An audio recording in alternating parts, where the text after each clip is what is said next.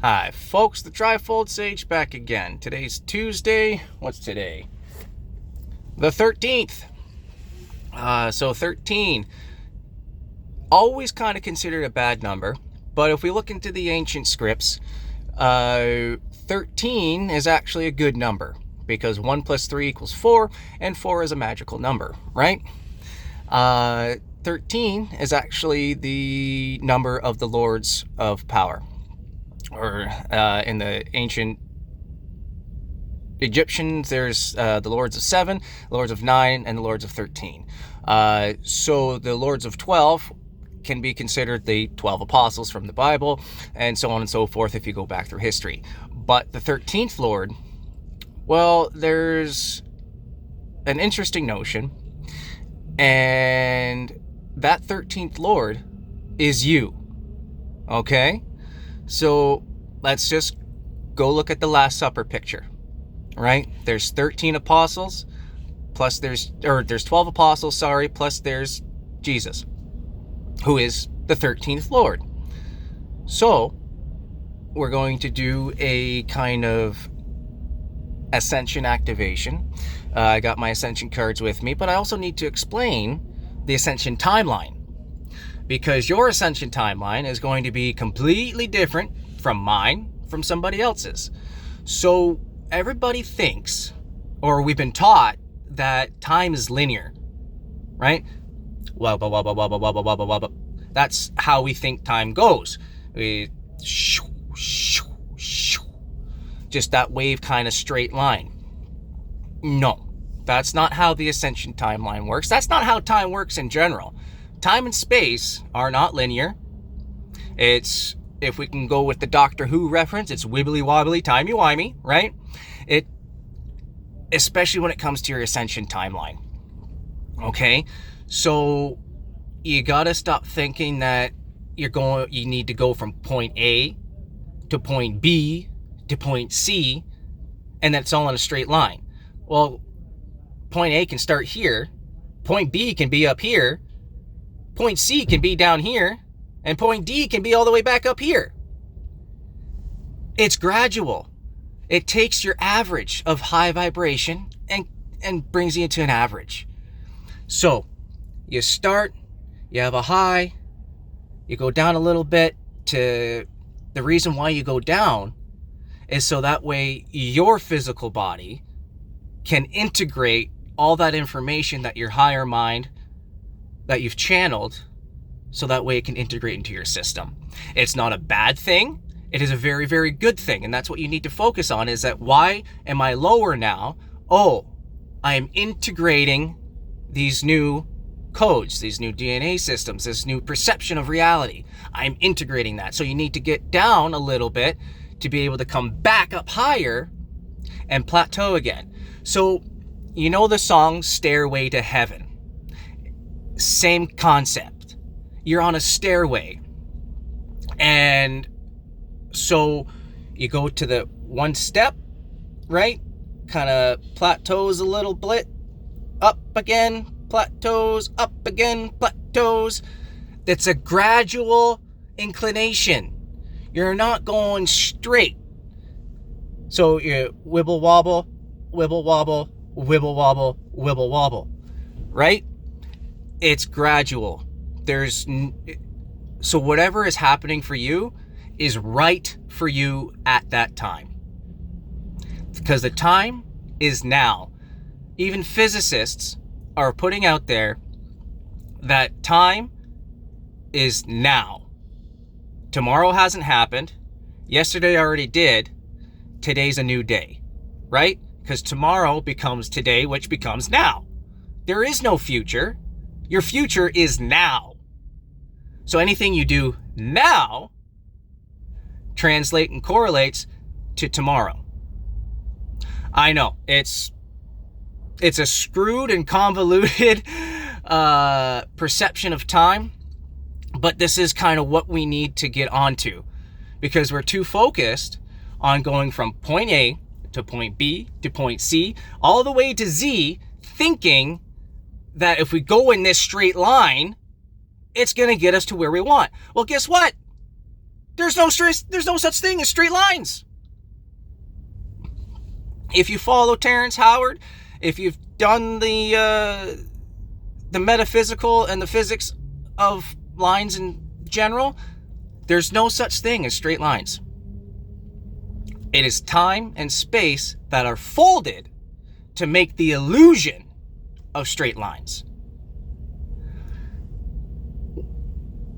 I say Terrence Howard and I say Billy Carson. Take those two, research them, and see what because both come from different aspects.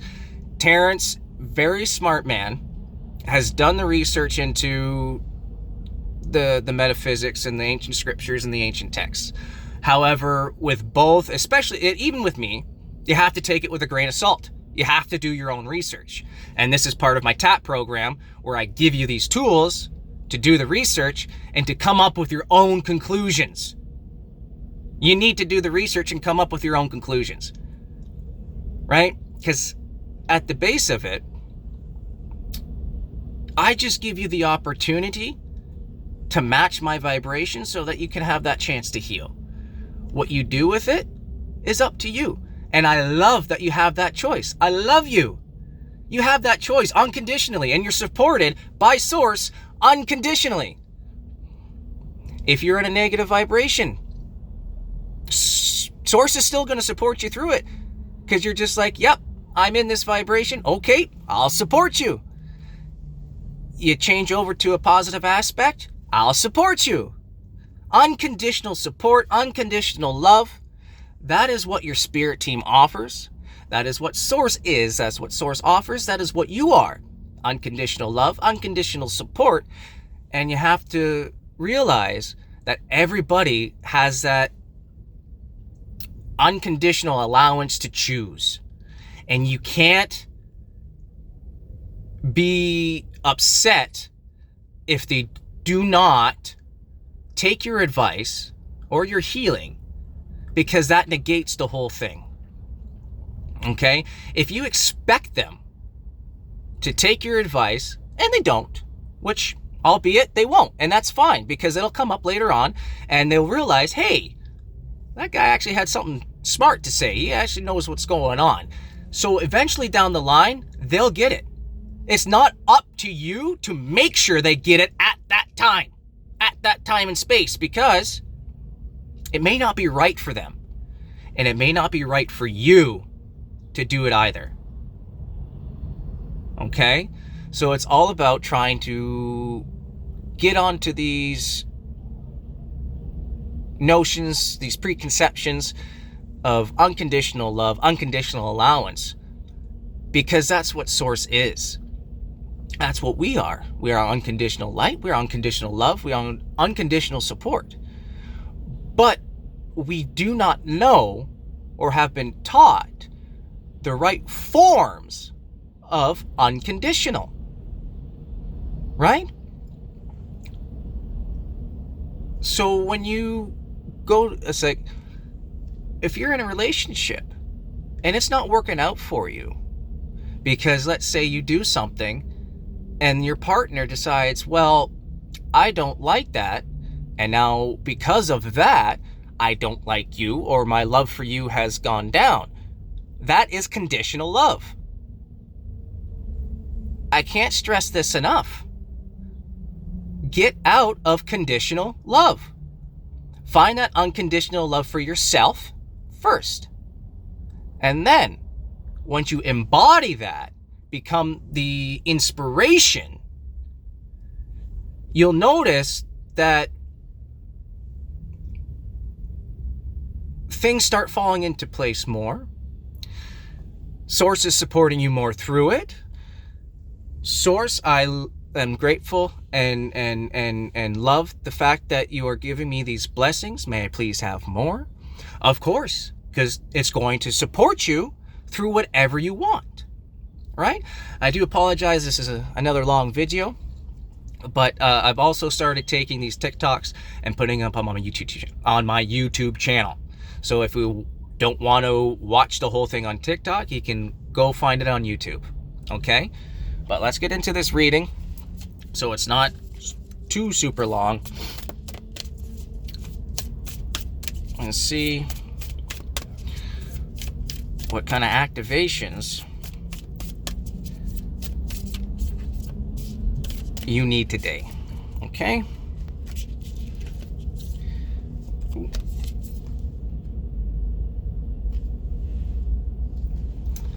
All right, guys. Take a look at the picture. See it in your mind. It's time to clear some karmic bullcrap. All this stuff from your past lives that don't suit you now, gone. You don't need them. They're not going to support you through your higher purpose. It's time to clear that ancestral trauma. It's time to get rid of all those karmic situations that are not supporting for your highest good.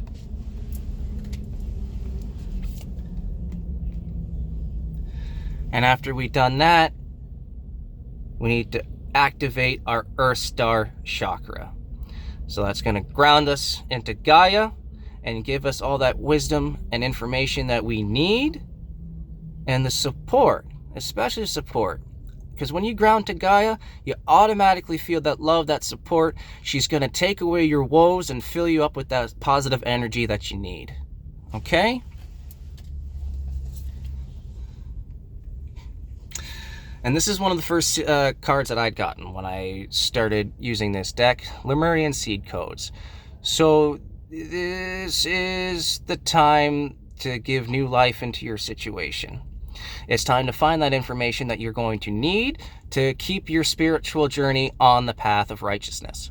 Well, the righteousness for you, I should say.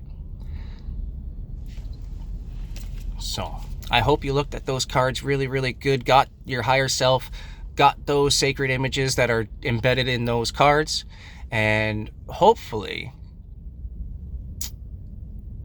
it helps. It helps you give that first notion, that first activation into starting your research journey on those cards. So, the first card when it comes to your karmic clearing, Akashic Records. If you have an Akashic Record reader, go find them.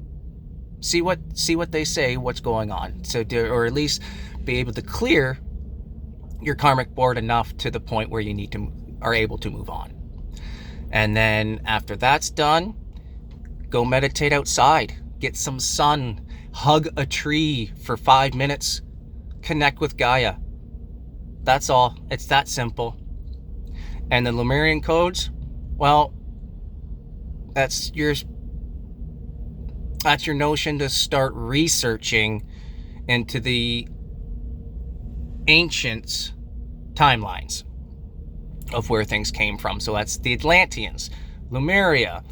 All of these things are on Earth, just in a different dimension, on a different frequency, on a different vibration.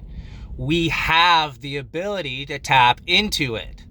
It's called channeling and quantum entanglement. That's why it works, my friends. That's why it works. So, you all have yourself a great rest of the day. Enjoy this beautiful sunshine. Much love, much abundance, much gratitude, and we'll see you next time.